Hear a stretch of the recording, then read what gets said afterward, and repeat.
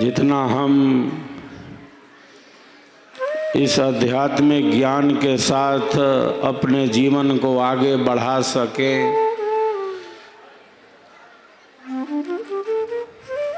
उतना ही हम सबों के लिए अच्छा है। स्वर वेद का आध्यात्मिक ज्ञान ही, ब्रह्म विद्या विहंगम योग का ज्ञान ही, सद्गुरु का ज्ञान विज्ञान ही हमें धर्म से मोक्ष की यात्रा को पूर्ण कराता है।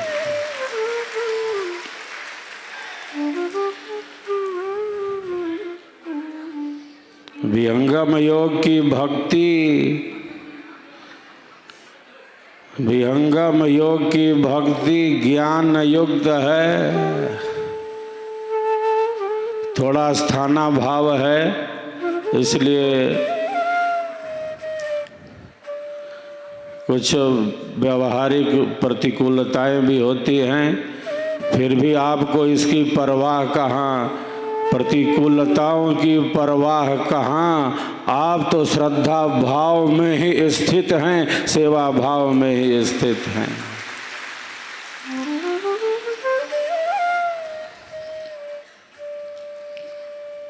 मैं प्रायः कहता रहता हूँ, जहाँ प्रेम का विकास है, विहंगम योग की भक्ति ज्ञान युक्त है, विहंगम योग की भक्ति प्रेम युक्त है।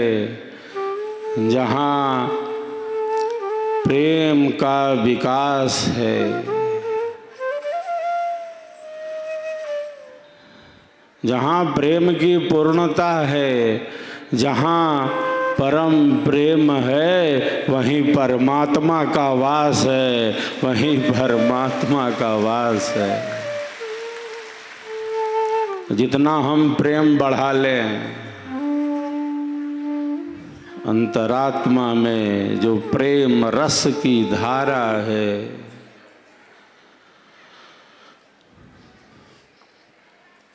उसे ही तो हम भक्ति कहते हैं। जो अंतरात्मा में प्रेम रस की धारा है, वही भक्ति है। हम योग कहें, हम भक्ति कहें, हम उपासना कहें, दो बात नहीं, एक ही बात है। विहंगम योग के प्रणेता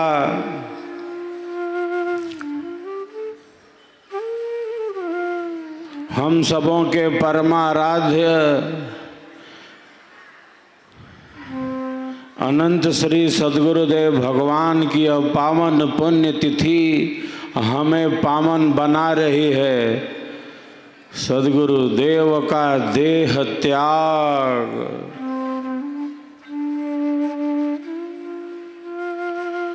मृत्यु के रहस्य का आध्यात्मिक संकेत है। 11 फरवरी 1954 को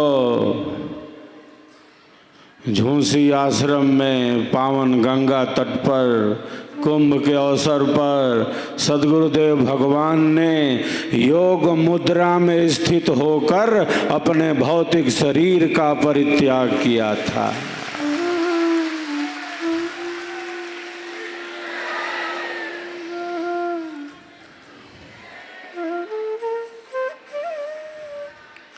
जिन्हें मृत्यु का ज्ञान नहीं है,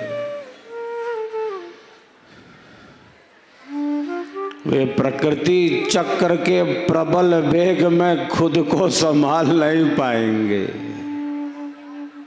प्रकृति में बहुत बड़ी शक्ति है, क्योंकि वह ईश्वर की ही शक्ति है। हम घबराते हैं मृत्यु से। मृत्यु का नाम सुनते ही कितनी हताशा और निराशा जैसे होने लगती हो। मृत्यु शब्द हमें कितना भयानक लगता है।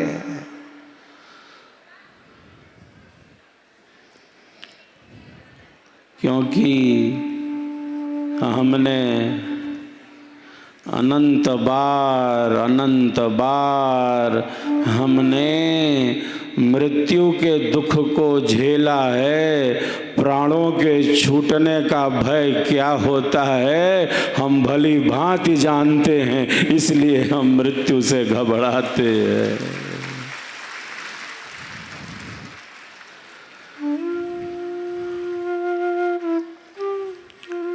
हमारे भीतर एक कैमरा लगा है, उस कैमरे का नाम है चित्त।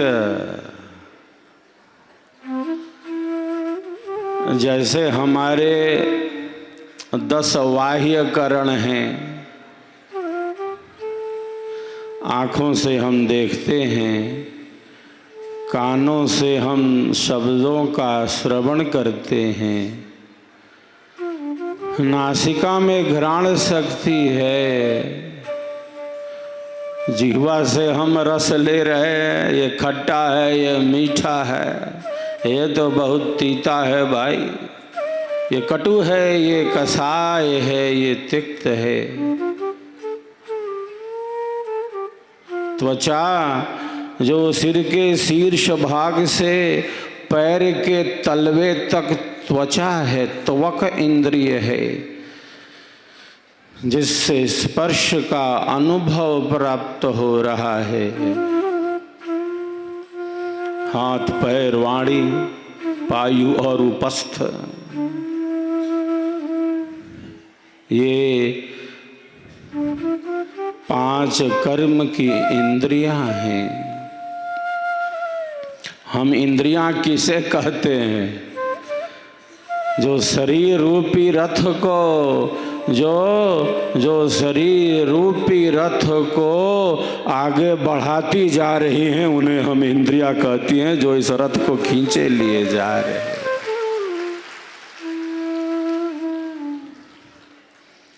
तो हमारे प्राकृतिक कार्य के लिए, आत्मा के प्राकृतिक कार्य के लिए ये 5 ज्ञान और 5 कर्म की इंद्रियां हैं।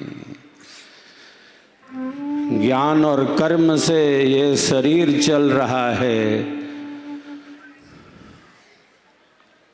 प्यारे साधकों, साधिकाओं, ज्ञान और कर्म से ये शरीर चल रहा है और ज्ञान और कर्म से ये विश्व चल रहा है, ये विश्व चल रहा है।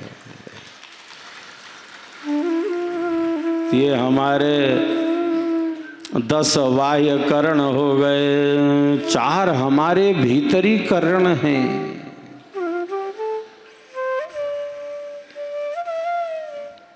जिन्हें हम कहते हैं मन, बुद्धि, चित्त, अहंकार।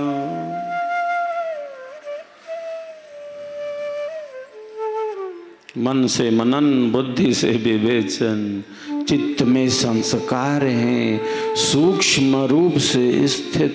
हम सब के चित्त में अनंत अनंत जन्मों के संस्कार सूक्ष्म रूप से दबे भरे पड़े हैं। अनंत जन्मों के संस्कार सूक्ष्म रूप से दबे भरे पड़े हैं। शुभ अशुभ रूप में भरे पड़े हैं।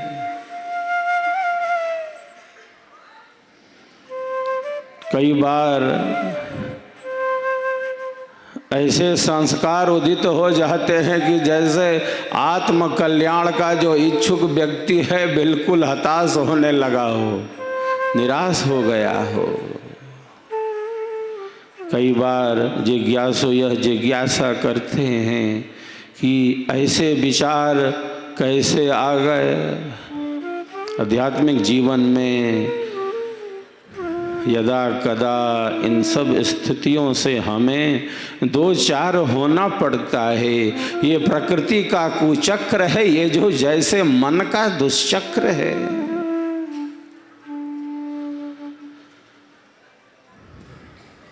ये विचार कहाँ से आ गए? ऐसे विचार तो मेरे थे नहीं। ये कैसे इस प्रकार के विचार अनियंत्रित आ गए इस जीवन में तो मेरे ऐसे विचार नहीं थे। विचार ही हमें सुखी बनाते हैं, विचार ही हमें दुखी बनाते हैं। जिस प्रकार हमारा मन मनन करता है, जिस प्रकार हमारा मन मनन करता है और हमारी बुद्धि उसका विवेचन करती जाती है, हम वही हो जाते हैं। तो जिज्ञासु या जिज्ञासा करते हैं कि ऐसे विचार कैसे आ गए। मैं प्रायः कहता रहता हूँ, विचार आएंगे, विचार चले जाएंगे, हम जहाँ हैं हम वहीं हैं, हम विचारों के साथ चले भागे नहीं जा रहे। तो अनियंत्रित विचार आ जाए तो हताश न हो, निराश न हो, बल्कि वह प्रतिपक्ष का चिंतन करे, विवेक को जागृत करे।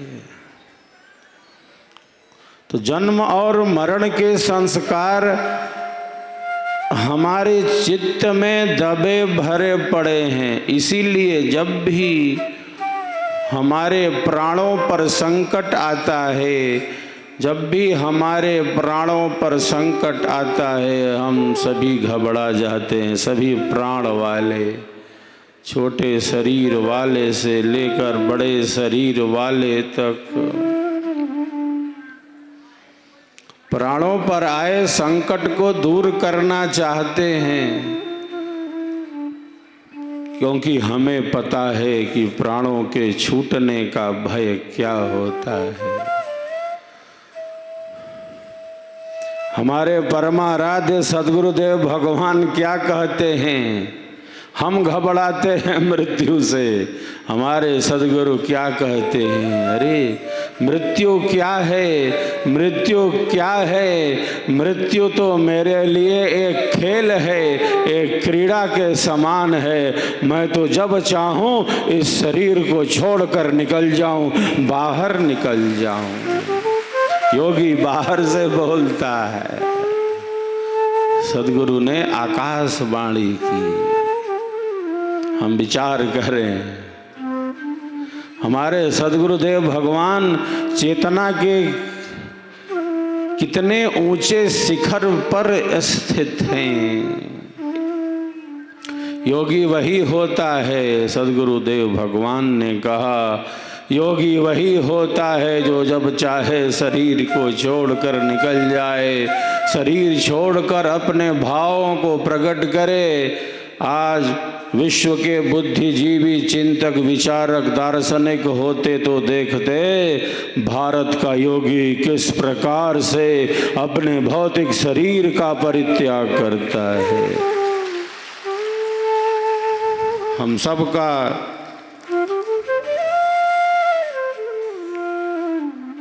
केवल सौभाग्य ही नहीं है कि हम सद्गुरु सत्ता के ज्ञान विज्ञान में, ईश्वर वेद में, सेवा सत्संग और साधना में है।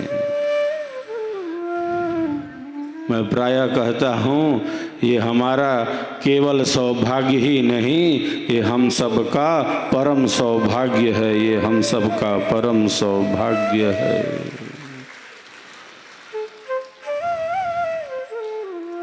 सद्गुरुदेव के महानतम सदग्रंथ स्वर वेद को समर्पित है हम सबों का स्वर वेद महामंदिर धाम। सद्गुरु के ज्ञान विज्ञान का प्रचार प्रसार हो।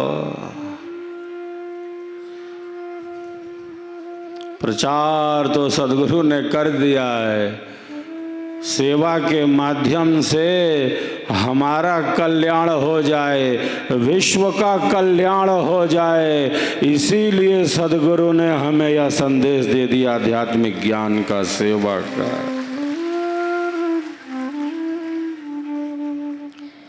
स्वरवेद महामंदिर धाम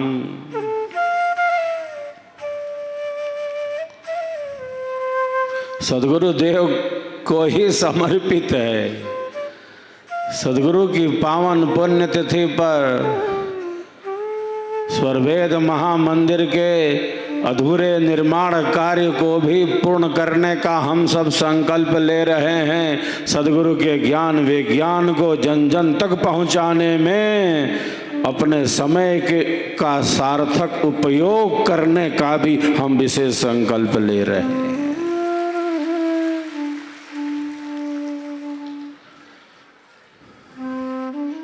स्वरवेद महामंदिर धाम की शोभा देखते ही बन रही है। गुलाबी लाल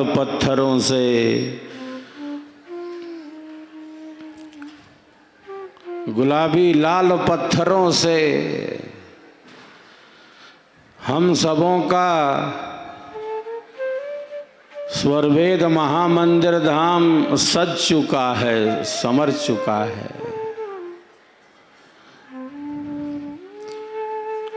पिछले 10 वर्षों से पत्थर लगाने का कार्य हुआ है। एक एक पत्थर को बहुत ही सुंदरता से सजाने संवारने का कार्य हुआ है। ये वही गुलाबी लाल पत्थर हैं, ये वही गुलाबी लाल पत्थर हैं जो अयोध्या में भगवान श्री राम की जन्मभूमि पर बने दिव्य राम मंदिर की शोभा बढ़ा रहे हैं। दिव्य राम मंदिर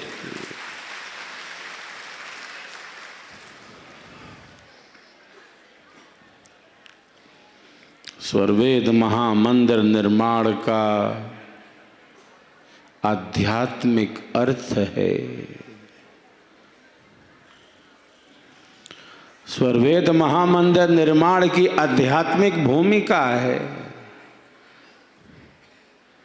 ये केवल एक मंदिर का निर्माण ही नहीं है, ये केवल एक महामंदिर का निर्माण ही नहीं है। मैं प्रायः कहता रहता हूँ, अरे स्वरवेद महामंदिर धाम तो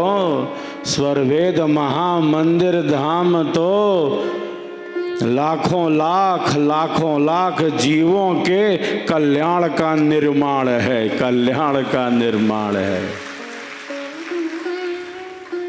ये जीवों के कल्याण का निर्माण है। ये केवल महामंदिर निर्माण ही नहीं है जो भिन्न भिन्न वस्तुओं को एकत्रित करके किया जा रहा हो।